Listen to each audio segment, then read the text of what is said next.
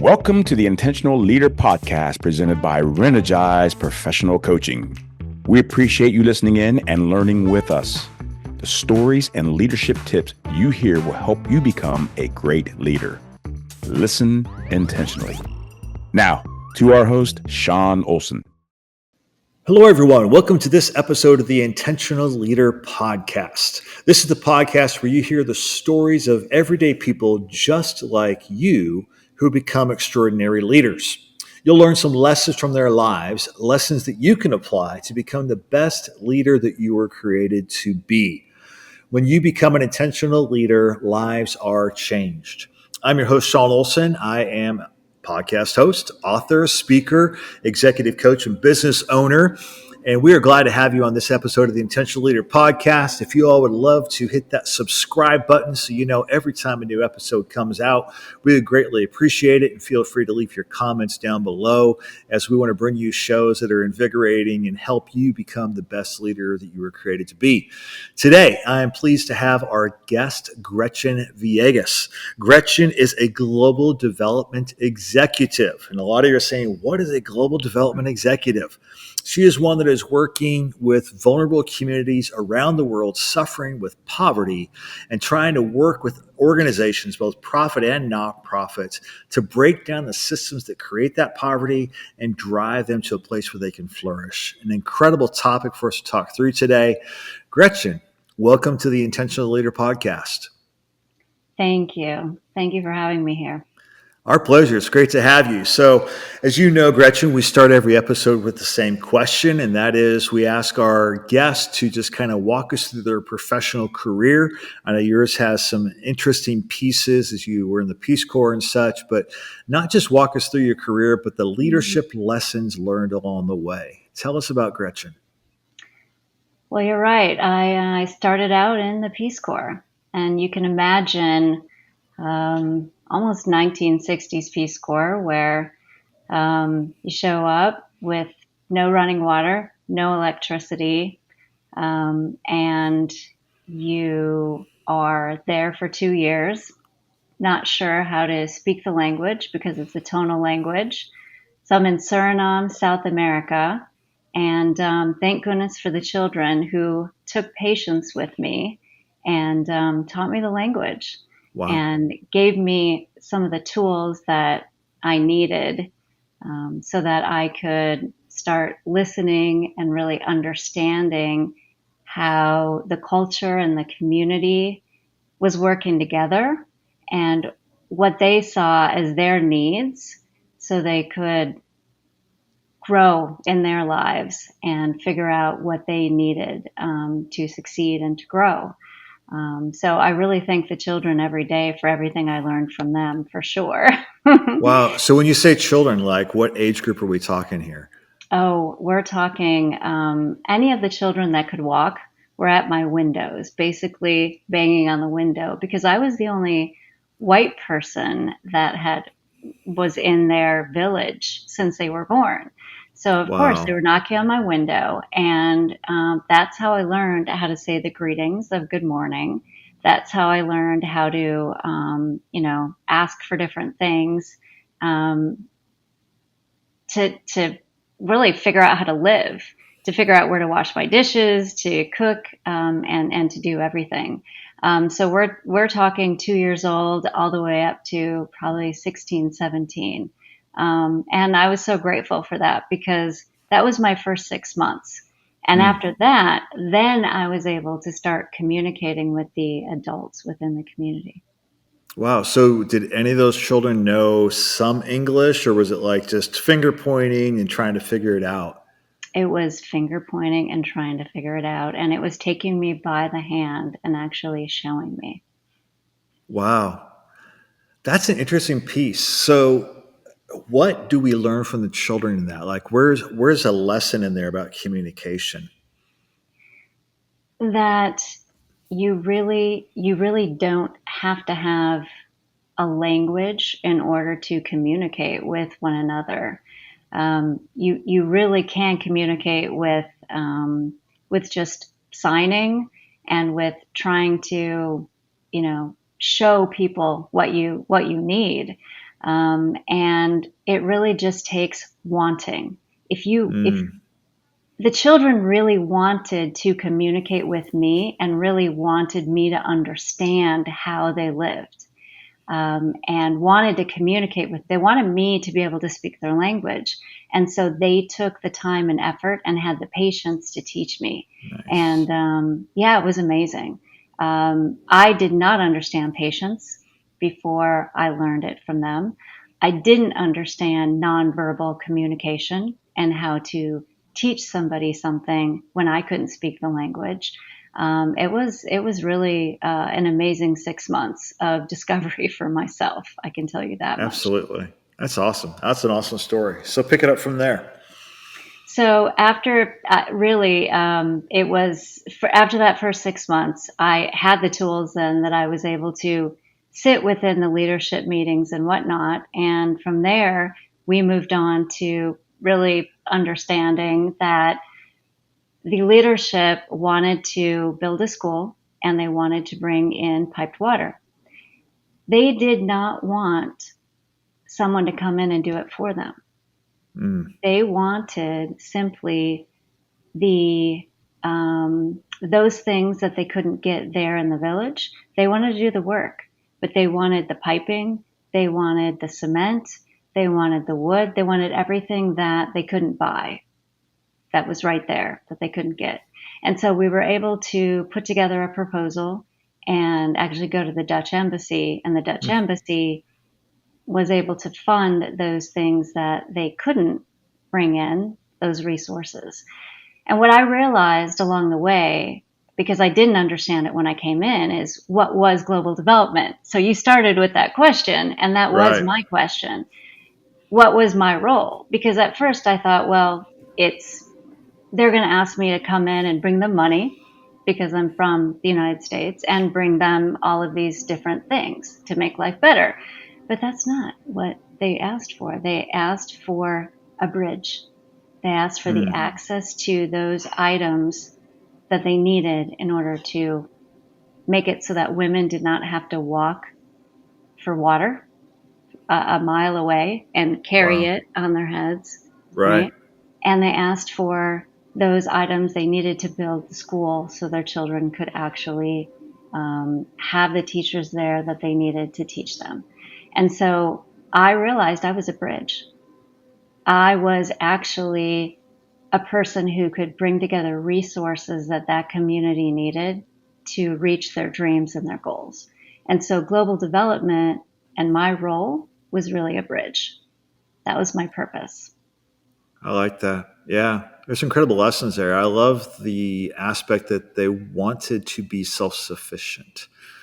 Yeah. They weren't really looking for a handout. They were looking for access in a way. And I think that's where people are across the world for the most part. People want to achieve.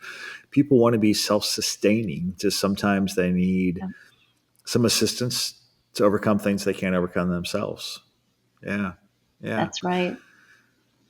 So where has that led you today? I know that global development is a huge piece for you. What are you doing today, and how can our listeners become a part of what you're doing? Yeah. So what that allowed me to do was after that, I actually went and spent 15 years abroad. And so I just want to add that in there because I think there were so many learnings that came with that. I decided to take on opportunities that let me live in Latin America and East and Southern Africa for 15 years, managing U.S. government contracts. And I managed teams in different countries. And I continued that same learning journey as I went through Honduras, Colombia, Malawi, East Africa before I came back to the United States. And as I went through country by country, it was like learning all over again in every single country. It was that set of questions in every single country that I used over and over again to say, look, I'm the guest. I don't know everything. I may be the leader. So I was responsible and accountable for everything because I was the representative in each country at a very young age, right? I was supposed to know everything. but I knew the least when I entered the country. And so everyone who I hired, everyone who worked for me, I had to rely on them. And I would say that was really, really important to my leadership journey before I came back to the US, to the executive leadership positions I held more recently, because that taught me that I may have been in charge, I may have been accountable, but I didn't know everything. And had I not had the smartest people around me who could really help me grow as an individual in cultures and environments where I didn't know everything, I wouldn't have accomplished. I wouldn't have been successful. So as I came back to the US, and I've been here now since 2014, working in executive leadership positions, I understood and knew how to bring together teams of people who are not like me. I needed to find leaders who could lead different types of expertise, different types of personalities that could do different things than I could do to bring together teams that were really strong and solid. And I learned from each one of them along the way. And that was uncomfortable, right? I had to be uncomfortable, but I knew that because of what I had learned in the field. And I think that's what's brought me where I am today. And I think that's why I ended up being a CEO at a quite young age, because I was okay with that. There are so many leadership lessons to unpack in that and things that you shared there. One of the things that stands out to me is that aspect of, going to those other countries, and you said you had to do it multiple times, where you were coming in without knowledge, right? And owning that, even though you had a leadership position. Right. And I want to challenge our listeners here for a second. It's easy to hear that story from Gretchen and say, well, that's not me because my jobs are in the US. I know the US. But it's not about what country it's in. It's about the fact that every organization has its own culture. Every organization has its own ways that they do things, and people that have been there longer than you that are worth listening to. And it's the humility of leadership, right? To realize I don't have all the answers, nor do I need to have all the answers, but I need to ask a lot of questions to find those answers. Yeah. So let me ask you this, to go a little bit deeper on that piece. So you go to these other countries, you're asking a lot of questions, even though you're their leader. How do you delegate and build them up to lead when you're learning you're learning for the first time how they actually do it there? Right. How'd you handle that transition? Yeah, that's a great question. So, number one, it is taking time to really build relationships in executive teams.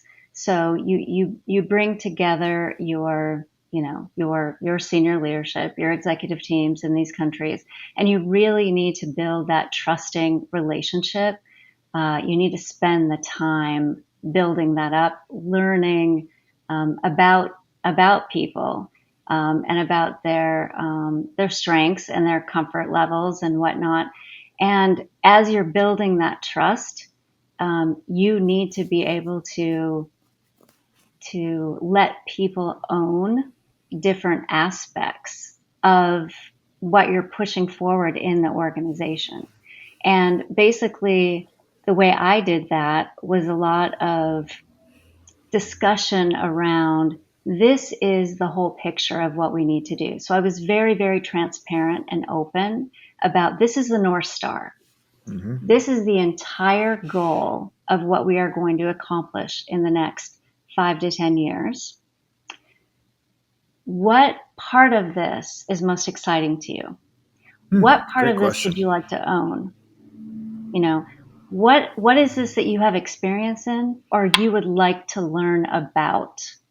And I think it was creating a plan with each individual where it was a part of what they knew already, but it was also a part of, you are from Uganda, you're from Tanzania, you're from Colombia. I bring in some skill sets and perspective from the United States and Right. different educational background. What can I provide to you? What can I give to you to help you grow and learn? And I think it was that support and bringing that together. They trusted me and saw that I invested in them. And I think that brought a real trusting relationship together because I invested. They actually invested in me, meaning Right. they were not going to let me down. And that's, you invest in one another. It's give and take. Absolutely. Absolutely. I love that. So I know there are a lot of leaders that say, well, I ask my people, what do you need from me? And they never have an answer, right? It seems to me as though these people you're working with had an answer. I think in part because you tapped into the vision piece first, right? Here's the big picture. Here's the Yeah. vision. What are you passionate about? When they find that passion play, great things come from it. But I'm curious in these other cultures with these people, it sounds to me like when you ask them the question, what can I do for you? Where can I help you grow? They had answers. Mm-hmm. A lot of times here in the US, we don't. What's the difference? Why did they have an answer to that question? They absolutely had answers, and I think it's the mission. I think it's the heart, right? Because the projects we were working on were about breaking cycles of poverty, that systemic poverty that most of the staff, those of us coming together and leading these projects, came from villages, have relatives in the villages where this poverty is still prevalent. And so it's close to home. It's Yeah. very, very close to home. And when you're working in, say, this nonprofit work, and it's that close to home, it's personal. Hey, Intentional Leader podcast listeners, thank you for tuning in. The intentional leader is a true thing that we really believe at Reenergize Professional Coaching. And so we want to invite you to join us for the Intentional Leader Academy. The Intentional Leader Academy is a 6-month leadership development program. It is an open cohort, meaning people from multiple companies come in. It is hosted in the greater Columbus, Ohio area. We have people that fly in from all around the United States for this. We would encourage you to check it out for your leadership. This is not Leadership 101 at the Academy. This is like the graduate level leadership. You've been at it for a few years. You've had a few promotions. You have higher aspirations. So from those frontline managers all the way through VPs, we have them attending the Intentional Leader Academy. Check out the QR code attached here or go to reenergize.com/academy. We'd love to have you be a part of the Intentional Leader Academy. It is, absolutely. So let's kind of fast forward a little bit with the work that you're doing today. Mm-hmm. I know you're working heavily with nonprofit and for-profit partnerships to do what you're talking about, break these systems of poverty and vulnerable populations wherever they would be. So talk a little bit about that work and how nonprofits and for-profit partnerships actually come together, what they might actually look like. Yeah. Today, I think more than anything, it's very important that nonprofits and for-profits come together in looking at some of these very big challenges that we have facing us globally. And this is in the United States, this is in Europe, this is Africa, Latin America. It doesn't matter where you are. When we're looking at climate change, we're looking at food insecurity. We are looking at conflicts and migration. All of this is affecting everyone everywhere. And it includes the environment, the economy, and many social systems that we all live within. And that basically is where vulnerable communities live, but also that's where the supply chains are. That's where companies are ensuring that they have supply and demand, and they can make their revenue and their profits. People have jobs, and people Right. need jobs in order to have livelihoods. So basically, what we're looking at is that for-profit companies have business ideas a lot of expertise in looking at, okay, how to make markets work, right, for everyone. So that expertise, how to make markets work, but also really that feeling of giving back. I have seen so much of that coming forward now from corporations and the for-profit side of wanting to give back of the expertise of community engagement, of funding, of part of the profits as well. And then on the nonprofit side, there's that footprint, whether it be in the US, Europe, or emerging markets, that trust with the communities. But yet we have philanthropy dollars going down. And why some of that? It's because there's not enough money to go around. And the question of where is that innovation? Where are those efficiencies? Well, many of them are lying within the for-profit, the private sector. So when you bring together the for-profit efficiencies, innovations, and expertise, and you bring together the footprint and the knowledge and understanding and trust these nonprofits have in the vulnerable communities, you've got a great opportunity to bring them together and really create some sustainable outcomes at the end of the day. Yeah. What I really like is most people, I'll put myself in this boat too, right? When we think about profit and nonprofit partnerships, we think cash, we think resources, right? Most of the time. And you're right. We can't, quote unquote, throw enough money at it to fix the problems. But I don't think many people or many corporations think about their knowledge and their skills that are transferable to help these groups. And so as you've begun to navigate these partnerships, how do they get formed? What does an engagement look like with one of those partnerships? Right. That's a great question. So, let me throw a few examples out, and then I'll give you one that I've worked on. So, for instance, you may be working in alternative energy, and you're working in solar panels, right? And there's Engineers Without Borders. Okay, Engineers Without Borders is a great organization that has lots of engineers that do alternative things.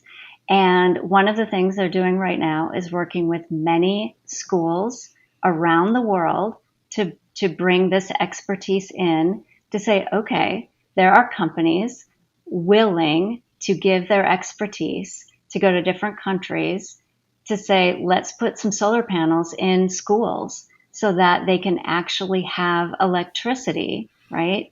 So that they can be studying longer hours during the day. They can have air conditioning in some of these places where it's just too hot to be in these schools. They can actually be pumping water out of some of the wells, where otherwise the wells, some of them, they're not able to actually bring the water out because it's gone too deep. So there's been some amazing opportunities that have happened just around alternative energy with solar power. And that is thanks to these companies with engineers that have allowed the expertise of their engineers to engage through Engineers Without Borders to give their time. They haven't had to give money. It's been all about their expertise and their travel. And it's just been amazing to watch. Great illustration. Doctors Without Borders, there's another one. You have doctors and dentists and ophthalmologists who can actually travel and do surgeries, pro bono surgeries. Wow. And you have big medical facilities who are actually footing the bill. So they're footing the bill with their foundations, but the doctors are giving their time.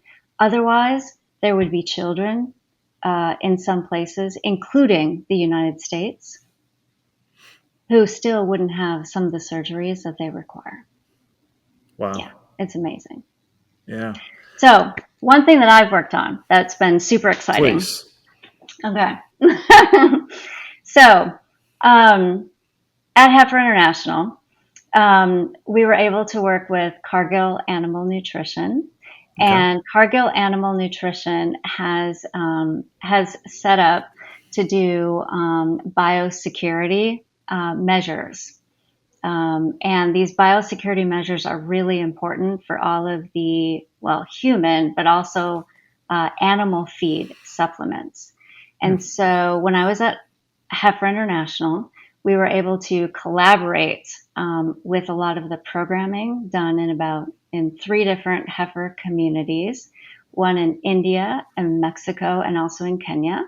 And we were actually able to work with the US government and leverage over 30 million US dollars of US government funding, along with the expertise of Cargill in biosecurity, to run programs in these 3 countries of Mexico, India, and Kenya to bring biosecurity information to smallholder farmers who were raising, small cattle or small ruminants like goats and poultry and whatnot, around how to keep animals safe and not sick.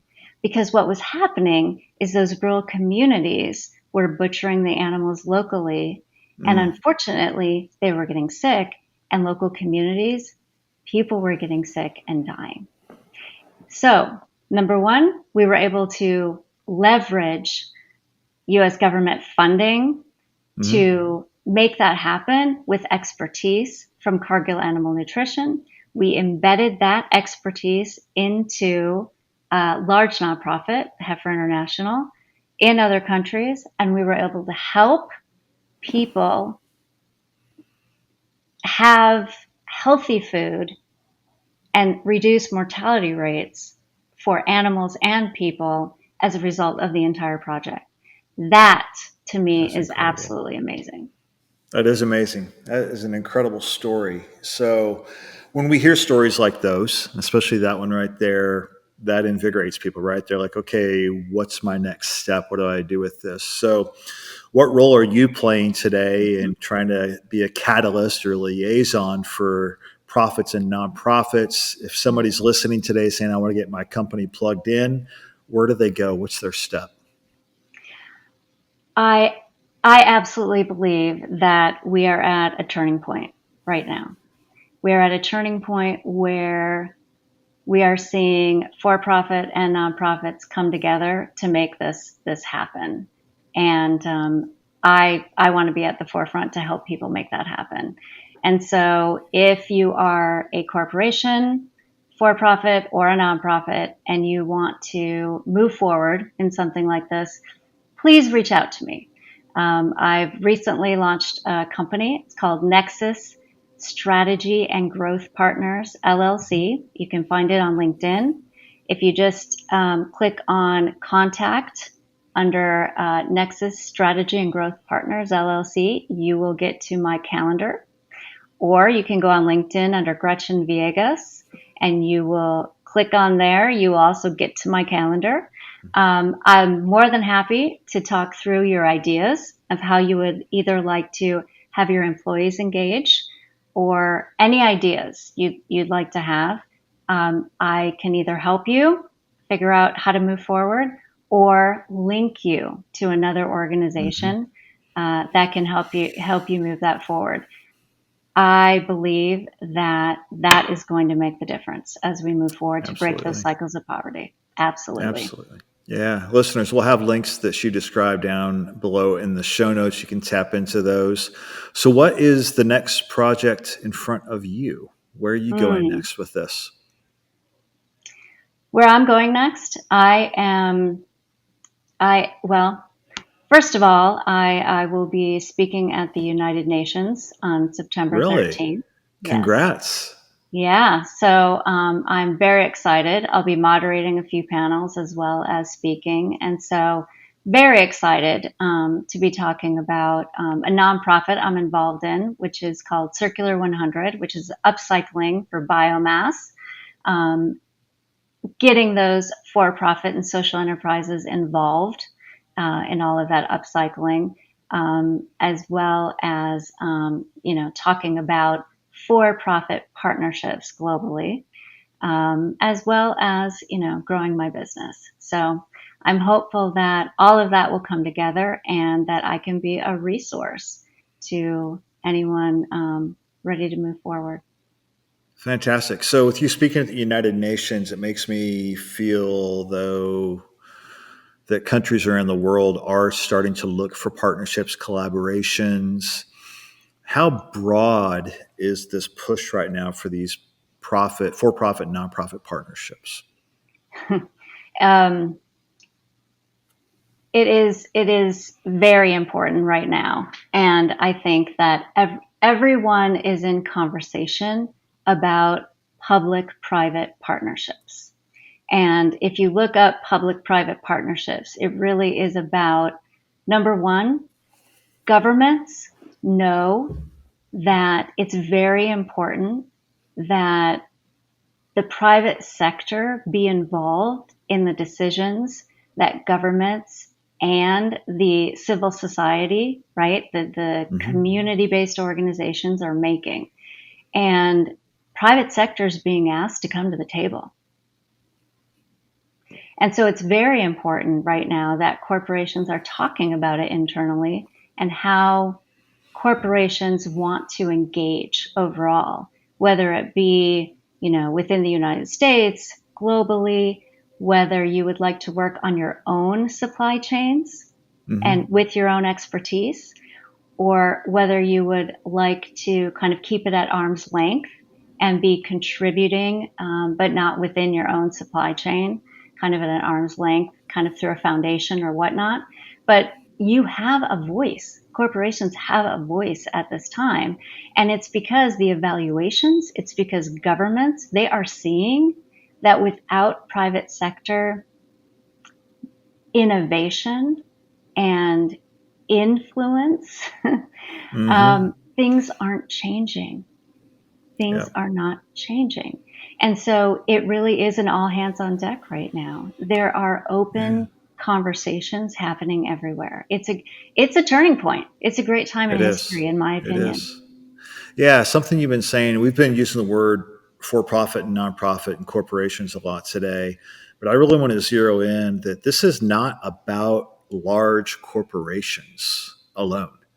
Like, it could be the small mom and pop shop. It can be the solopreneur that has a passion to drive these different pieces, because it's really about leadership is influence, right? So we're talking about influence, and influence is behavior and behaving like a leader. And so I just want our listeners to know, no matter what size of organization you're in, even if you're a solopreneur, you can take that step. And so with that question on this, Gretchen, small businesses, entrepreneurs usually make a lot of connections where they are locally through their chamber of commerce, things like that. So no one's in an island by themselves. We know other people in the same size framework, things like that. Are you seeing those types of companies come together and like form their own partnerships to say, okay, now let's go. We've got 15 of us from 5 different companies total. Let's go to Gretchen and see what we can do. Are you seeing some of that, or has it just really been the big business so far? We're seeing some of that. I think there has been, for instance, if you look at the U.S. Agency for International Development, you look at the World Bank, you see some of the larger multinationals and the United Nations. They're, of course, going after the larger corporations because there's more money behind it. So you see, for instance, like the migration happening in Central America. They're working with the United States government is quite a number of large corporations coming together. I think there's 10 or 12 of them that actually come together in a round table and have actually been giving advice and support to the administration, the U.S. administration, on what should be done. And there's quite an influence happening there. However, if you go down to organizations like Common Impact or Taproot, some of the smaller ones, that's where you have some of the smaller, we call them social enterprises. So smaller solopreneurs and whatnot, those who really have in mind giving back to the communities right? So their purpose is to make income, but to give back to communities at the very same time. That's where that influence and that's where that coming together of many at the same time, we call them B Corps sometimes as well, where they have B certifications, that leadership, and it really is leadership from social enterprises, really has come into play. And I talk about Circular 100, right, as a nonprofit, but underneath Circular 100, our plan is to bring together not necessarily B Corp certified, but social enterprises that will influence bringing the biomass, the waste product from all of these commodities that are just going to waste, and people are not going to have enough food at the end of the day. But we need to be doing something with it, right? We need micro manufacturing. We need jobs to be created worldwide with it. The influence from those smaller micro manufacturers and the social enterprises is what's going to make the difference. So that leadership from the social enterprises, it's coming up stronger, in my opinion, than the large corporations right now. Fantastic. That's a charge to all you small businesses out there. You can have an impact. Don't think small. Think big with the impact of it. That's awesome. Well, especially Gretchen, climate change. I mean, think of it. Climate change. Yep. Whichever way we can play it out. Gretchen, it's been great to have you. You know, we finish every episode of the Intentional Leader podcast with the same question, just a quick tidbit. What is something our listeners can intentionally do today to be a better leader? Yeah. Relationships. Do not forget that relationships really matter. You may have your task list and your to-do list, but do not forget to spend time with your relationships. Great tip. People make all the difference. Well, again, listeners, you can find in the show notes all the links to get a hold of Gretchen. Gretchen, it's been great to have you. We hope that you're blessed in the work you continue to do at changing those systems of poverty around the world. Thanks a bunch. Have a great day. Thank you. Thank you for tuning in to this episode of the Intentional Leader Podcast presented by Reenergize Professional Coaching. Be sure to see the show notes for links to Reenergize Professional Coaching and links to contact our guests. Now, hit that subscribe button so that you are alerted with every new episode of the Intentional Leader Podcast.